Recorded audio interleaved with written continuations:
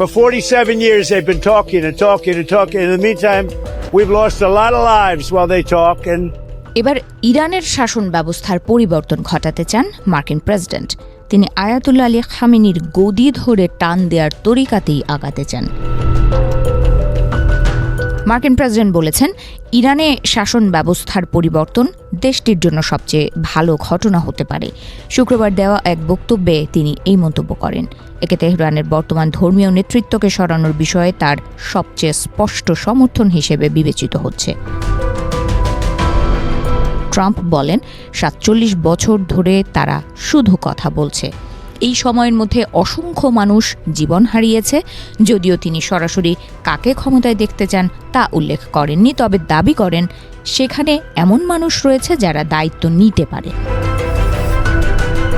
এদিকে ইরানের সর্বোচ্চ নেতা আয়াতুল্লাহ আলী খামেনি এখনও ট্রাম্পের এই মন্তব্যের কোনো আনুষ্ঠানিক প্রতিক্রিয়া জানাননি। বিশ্লেষকদের মতে এই বক্তব্য দুই দেশের মধ্যে চলমান উত্তেজনাকে আরও বাড়িয়ে দিতে পারে। এর মধ্যেই মধ্যপ্রাচ্যে সামরিক উপস্থিতি জোরদার করেছে যুক্তরাষ্ট্র।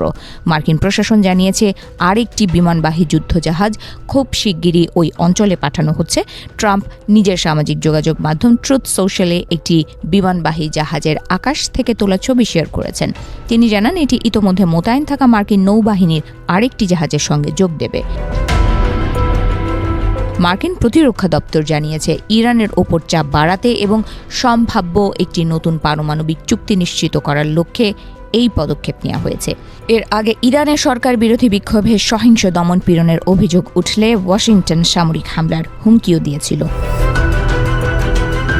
ইরানের সাম্প্রতিক বিক্ষোভগুলোকে ১৯৭৯ সালের ইসলামী বিপ্লবের পর সবচেয়ে বড় রাজনৈতিক অস্থিরতার অন্যতম বলে মনে করা হচ্ছে। সেই বিপ্লবের পর থেকেই দেশটি একটি ধর্মীয় নেতৃত্বাধীন শাসন ব্যবস্থার অধীনে রয়েছে। হোয়াইট হাউসে ইসরায়েলের প্রধানমন্ত্রী বেনিয়ামিন নেতানিয়াহুর সঙ্গে বৈঠকের পর ট্রাম্প বলেন, তেহরানের সঙ্গে আলোচনা এখনও চলছে। ইরানকে যে চুক্তি আগেই দেওয়া উচিত ছিল সেটি এখন দিতে হবে, অন্যথায় কঠোর পদক্ষেপ নেওয়া হতে পারে। যুক্তরাষ্ট্র দীর্ঘদিন ধরে দাবি করে আসছে ইরানকে অবশ্যই ইউরেনিয়াম সমৃদ্ধকরণ কার্যক্রম বন্ধ করতে হবে।